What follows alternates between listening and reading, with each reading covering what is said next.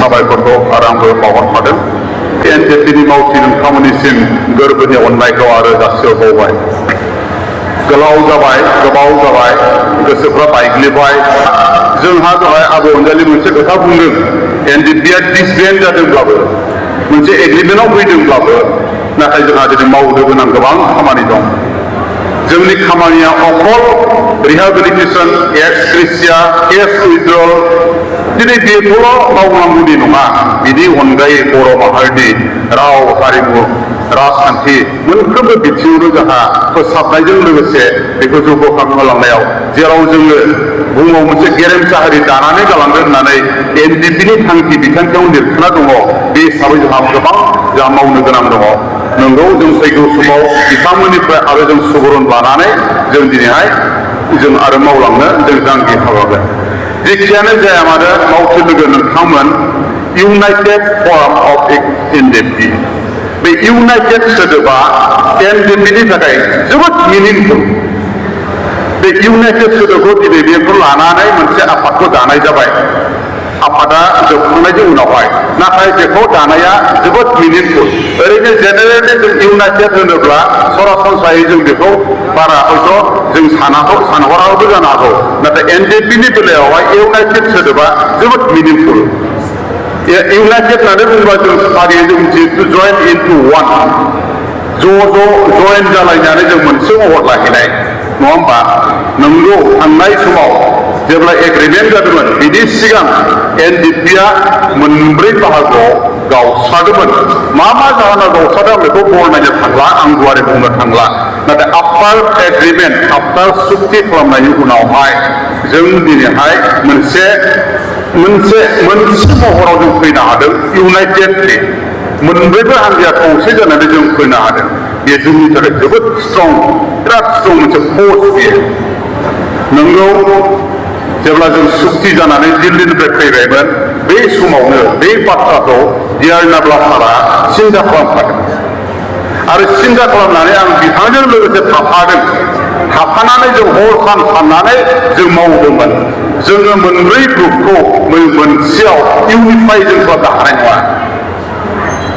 Two make into one जों मोनसे बानायनो हानाय नंलिया बेखौ जों मोनब्रैयावनो दोननांगोन गतिके बेखौ जों इउनाइटेड जों माबोरै लाबोनो हागोन बे पलिसिफोरखौ लालायनानै गोबां सावरायनाय जादोंमोन आरो बेखौ लानानै मोनब्रैबो ग्रुपखौ लानानै जोङो खननै खनथामसो रायज्लायनाय जादोंमोन हयथ' जोंहा बिथांमोनाबो दंमोन रायज्लायै जों मोनसे पर्यायाव फैनो हाबायमोन नाथाय दुखुनांथाव बाथ्रा जेब्ला जोङो बेखौ बिथा खालामनानै गिदिर मोनसे अदालगुरि प्रग्राम लानो नागिरदोंमोन बे समावनो डियारनाब्ला सारखौ फिन आरोबाव जेलाव सोनानै दोनहैफिनदों नाथाय बै समावहाय आं दिनै बुंगोन जोंनि लिडार सासेया मोनसे बाथ्रा बुंदोंमोन अदालगुरि कापुरपारायाव जेब्ला बे प्रग्रामखौ बानायदों दिनै संकटसिम सदियासिम जेसेबां बर' रायजो राजाफोर दङ बिथांमोनखौ लिंथुमनानै बर'फोरनि जेसेबां गौथुमफोर दङ पलिटिकेल नन पलिटिकेल गासैखौबो लिडार मावथि गासैखौबो लेंहरजोबनानै जों बर' रायजो राजानिसिम मोनसे क्षमा बिनायनि मोनसे गेदेर जथुमा लानाय जादोंमोन क्षमा बिनो गोनांनि मोनसे खारनानो जाहैबाय जों खौसेयैनो बेखौ लाबाय जों जि थांखि लानानै बर' रायजो राजानो जों होफैनो हायासै जों क्षमा बियो नाथाय जि बुस्थुखौ जों लाना फैबाय बेखौ जोङो ज'यैनो ज' जानानै जों बर' हारिनि थाखाय इयुननि थाखाय जों मोजां खामानि मावलांनोसै बेबायदि बर' रायजो राजानि सिगाङाव समायखिरा लागोन होननानै बे थांखि लानानै आवगायनाय जादोंमोन नाथाय बै समावहायनो सासे दैदेनगिरिया बेरेखा बाथ्रा बुंदोंमोन आं दिनै बुंगोन आंनि खोमायाव बे बुंदों आं बे प्रग्रामाव आं थाया जेब्ला बे प्रग्रामा जागोन अब्ला आं लोमजाफ्लानानैबाबो न'आव थागोन आं बे बाथ्राखौ बुंदोंमोन बे जोंनि थाखाय जोबोद दुखुनांथाव बाथ्रा आं दिनै गोसोआवबो गाबखांनाय थायो बे बाथ्राखौ खोनासंनानै नाथाय बेबायदि जानायनि साननैनि उनावनो डियारनाब्लाया जेलाव हाबहैफिननो गोनां जाहैबाय बियो रावबो नङा आथिखालनि बिटिआरनि डिपुटि चिफ बिथांनि खुगानिफ्राय बे रावा ओंखारनाय बेखौ नङा होनना बुंनो हाया दिनै बेबायदि बिनिखाय इउनाइटेडआ सिगाङावनो जानांगौमोन नाथाय अब्लाबो जेबो नंला उन सैसोआव जाफैबाय दिनै मोनसे समाव बे इउनिटिखौ जोंनि गेजेराव खौसेथिखौ लुबैयोया दिनै मैया दाख्लि आरोबाव मोनसे आलादा ग्रुप सोखावनानै दाखायलायबाय बे जोंनि थाखाय आरो खेबसेन दुखुनांथाव बाथ्रा जाहैदों आब' अनजालिया मोनसे बाथ्रा जे बुंलांदों दिनै जोंहा गोबां मावनो गोनां दङ एनडिपिनि मावथिफोरजों लोगोसे दैदेनगिरिफोरजों लोगोसे रायजो राजाखौ दिनै बिबान दं जोबोद मावनांगौ दं पलिटिकेलनि लाइनजों पलिटिक्सजोंल' जों हारिखौ मोनसे हारिखौ जों फोथांना लाखिजोबनो हाया थिग আছে दिनै बेखौ जुदि जों दिनै बिथांनि बुंनाय रावजों जुदि जों आवगायनो थाङोब्ला आवगायबाय थांनाय समावनो जोंनि गेजेराव खौसे जानानै बोसोरनै सिगांनो दाखानाय मोनसे बे इउनाइटेड फरामखौहाय दिनै दाख्लै 15 अक्ट'बराव आरोबाव सोखावनानै आलादा मोनसे ग्रुपखौ होनानै दाखायलायबाय आं जोबोद दुखु मोनदों आं बेखौ नुनानै सासे मानसिया क'क्राझार साइडनिफ्राय आंजों रायज्लायहरदोंमोन आं फनाव बुंहरदों बिराद मोजां बाथ्रा बुंहरबाय बिदि दाबाय माबाय बायदि लास्टआव आं बुंहरदोंमोन आं खिन्थु आं सान्ति गैया आं सेटिसफाइड नङा बेबायदि सोखावनायखौ बेसेबां सोखाव जाबावनो जोंलाय गावखाबाय आगोलावबो आरो उनावबो दिनैहाय सोखाव जाबाय जों दिनै फुथुला खालामजागासिनो दङ 34 years नांनायनि मिनिङा बबाव थाखो जोंनि थाखाय गैयाब्लाबो 3,000नि खाथियाव दिनै जिउ बावनो गोनां जाहैदों एनडिपिनि सोद्रोमाजों लोगोसे जोंनि रायजो राजा आइ आफा जायफ्रा जोंनि सहाय मदद होबोदोंमोन दिनै बिथांमोनाबो जिउआबो दिनै एनडिपिनि सोमावसारनायाव माने रुंसारि जानो गोनां जाहैदों गैयाब्लाबो 3,000नि खमाव जाया एनडिपिनि थांनाय 34 years दावहायाव जिउ गोमानांनाया अब्ला सिन्था खालामदो जों दिनै गाव गावनि व्यक्ति गेइननि थाखाय मोनसे पलिटिकेल लाभालाभनि थाखाय जों दिनैहाय मानो इउनाइटेड फरामखौ दायाखै नंगौ आं बे आफादाव सिगांनिफ्राय आं गैयाब्लाबो नाथाय बाहेरायाव थानानै आङो स्टाडि खालामबाय थादों आरो अबजार्भ खालामबाय थादों आरो आं मरेलि आं सापर्ट होबाय थादों प्रेक्टिकेल आं गैयाब्लाबो आं बेखौ जोबोद मोजां मोनदों नाथाय बे समावहाय आरोबाव जोंनि दैदेनगिरियानो जाय दैदेनगिरिया मोनसे समावहाय उदालगुरि केम्पआव जेब्ला बेटेन दंमोन बेहा आंबो एटेन्ड जादोंमोन बिथाङा बुंदोंमोन दिनै बे एनडिपिआ गैला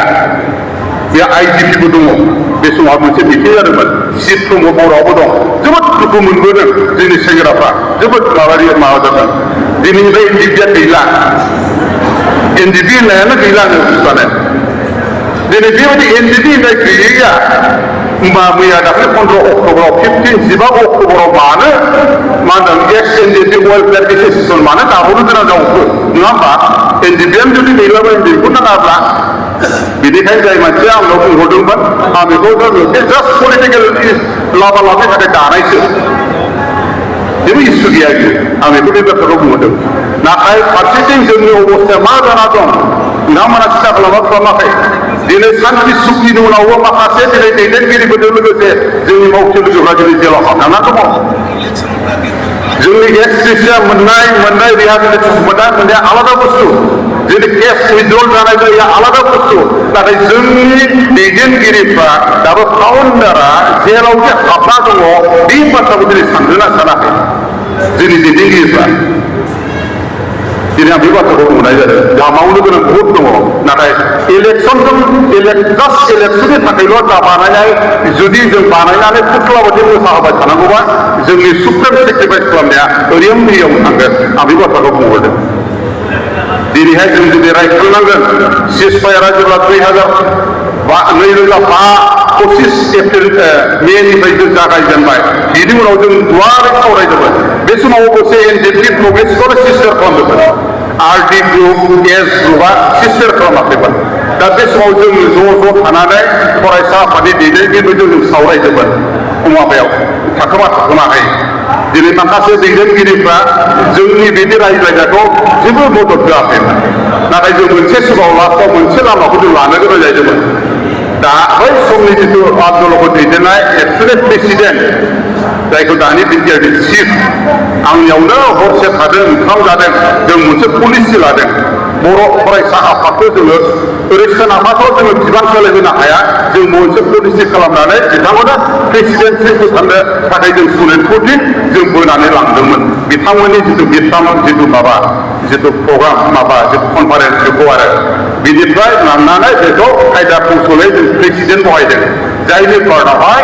जोङो एनडिपिआ थोंजोंहाय जोङो डेम'क्रेटिक प्रसेसजों आन्दलन खालामलांनो सोमावसारनो हायैलाय जों एबसुलिटायैनो सोमावसारनानै जोंनि थांखिखौ जाफुंसार होनाय बे थांखि नोजोरजों जों थांदोंमोन बै समाव जों बुंजानो गोनां जादों अनेक बै फरायसाफोरनि लिडारफोरनि खुगाजों एनडिपिनि मानसिफोरनि जाम्बासो जेबोआनो रोङा नंगौ बे बाथ्राया जों बुंजानो गोनां जादों आरो नंगौबो बाथ्राया जोंबो दिनै मोनसे समाव बुंदोंमोन जेब्ला हाग्रायावहाय जों जेब्ला थानानै जों थायोमोन हाग्राया खेमख्रानानै बै समाव जों बोरायखाङोमोन गोरों मानसि नांगौमोन आफादखौ दैदेननो थाखाय नाथाय बै समावहाय गोरों मानसिफ्रा रावबो आवगाया पास फैबोनाय गोजासोमोन दानि डिपुटिसो कबिन्द बसुमतारी मोननि खुगानिफ्राय बुङोमोन जोंनो गोरों मानसि नाङा गोरों मानसिया हारि दिनै बेफोरबायदि लामाजों हारि सिबिनायखौ माब्लाबाबो एक्सेप्ट खालामनानै लानो हाया जों रोङैफ्रानो हारिनि थाखाय जों मावलांगोन दिनै बे बाथ्राखौ नाथाय आं बिआर नाब्ला सारनि खोथाखौ आं दाबो गोसोआव दङ जेब्ला जों सुक्ति खालामखानानै फैयो अब्ला बिथाङा बुंदोंमोन बै जिथु जोङो गेदेर मोनसे पाब्लिक प्रग्राम लानाय समावहाय बिथाङा बुंदोंमोन जोङो जि मावबोबाय जिखौ लानानै जों सुक्ति होबाय बेखिनिखौनो जोङो जाहाथे मोजां सालायलांनो थाखाय जोङो जिहेतु सुक्तिया एनडिपिजों जानाय बे एनडिपिजों पिस एग्रिमेन्ट जादों जिहेतु गतिके जोङो रोंबाबो रोङाबाबो 50%आ जोंनिनो केन्डिडेट जानांगोन बे खोथाखौ बिथाङा बुंदोंमोन बै समावहाय बाखि 50%आ बे गुबुन पार्टिफ्रा माबायदि रानना लालायो आरो बेबायदिनो ज' मावलांलायनोसै बेबायदि खोथाखौ बिथाङा बुंबाय थादोंमोन नाथाय जोंनि माखासे दैदेनगिरि बै समनि एबसुनि जोंखौ जाम्बा होनग्राफ्रा दिनैहाय बेखौ एक्सेप्ट खालामना लानो हायासै दा बै जाम्बा होनग्रा लिडारफ्रा दिनैहाय जाम्बाफोरा नांसोमना फैनाय सुक्तिनि थैनि हासाराव बा दिनै बेगरनि हासाराव दिनै बिथांमोनहा सोरबा एमएलए जादों सोरबा एमपि जादों सोरबा इएम जादों सोरबा एमपिलए जागासिनो दं सोरबाया चिफ जादों नङा होमबा सोरनि थैनि हासाराव बिथांमोना जानो मोनदों दिनै जोंखौ फुख्ला खालामगासिनो दङ गाबखाङो दुखु मोनो मेगन मोदै गयो आं बिराद गाबो मालाबा रायलायनानै आरो खोथाफोरखौ पुलिसफोरजों रायलायनानै जों मा पर्जायाव दङ जों मा पर्जायाव सफैनो हाखो दिनै आरोबाव जोंखौ दिनै सफैबाय 15 अक्ट'बराव जिथु दादों आफाद एक्स एनडिपि वेलफेयार ससाइटि ना एस'सिएसन ससाइटि दिनै बेबोथ' सोरबा खर'नि बे पलिसि जानो हागौ सोरबा सासे खर'नि पलिसि जागोन बे जायनि फोराव बोखावना लांबाय आरोबाव खावसे खावलायबाय दिनै रायजो राजाफ्रा जोंखौ फोथायगोनसै बेबायदि जुदि सफल जाबाय थायोबा दिनै इउनाइटेडआ जेसेबांखिनि फोथायजानांगौ बेसेबां जों फोथायजानाय नंलिया दिनै एक्स एनडिपि वेलफेयाराबो जेसेबां फोथायजागोन बेसेबां फोथायजानाय नंलिया गावसिनि गेजेरावनो गावसोर फोथायलायनाय गैया हारिनि थाखाय सुप्रिम सेक्रिफाइस खालामनाया दिनै पलिटिक्सजों खिथु खारफालांबाय दिनै बुंजानो गोनां जाहैगोन इलेक्सनावसो दिनैहाय बेस्थ' जाना थाबाय थिग আছে पलिटिकेल टेक्निकखौ नांगौ जोंनो नाङाखौ आं बुङा एनि पलिटिकेल पार्टि सोरबा बिपिएलआनो जा सोरबा इउपिपिएलआनो जा बा सोरबा बिजेपिआनो जा इंग्रेजआनो जा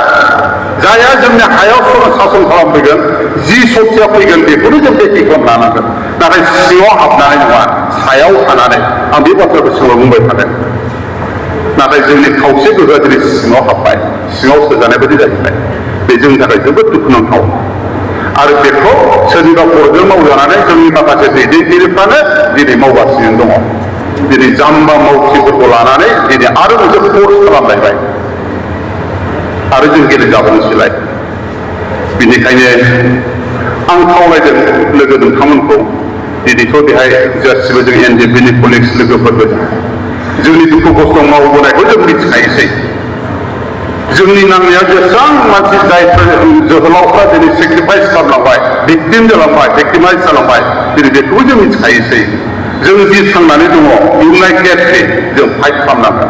दहाय जा गाहाय आलासि बिथाङा मोनसे खोथा बुंदों इउनाइटेड जों उइ स्टेन्ड डिभाइडेड उइ फल खौसेब्ला जों थांना थागोन नाथाय गावस्राबा जों गोलैगोन गतिके लोरबां जायालासे गोसोखौ दाद लाखिनानै जाहाथे नोंथांमोना आलासि बिथांमोना जोंखौ जि एडभाइस होदों जि लामा दिन्थिदों बेफोरखौ लानानै जाहाथे जों ज' मावलांनायाव हारिनि थाखाय मावलांनायाव जाहाथे जेंना जेंसिखौ बोस्रांलांनायाव जों ज' आवगायलांनो हायो बेखौ आं खावलायनाय थाबाय। जोंहा मावनांगौ बेलेग दङ रायजो राजानि गेजेराव मिथिहोनांगौ अनेक बाथ्रा दं जों लानांगोन सावरायजों दैदेनगिरिफ्रा थिग जासे आं बेखौ मोजां मोनदों रायजोनि गेजेराव जों हाबनांसिगोन डिस्ट्रिक्टखौसो दानाय जादोंना रायजोनि गेजेराव प्रसार खालामना होनायनि सम फैबाय मानोना आरोबाव जोंखौ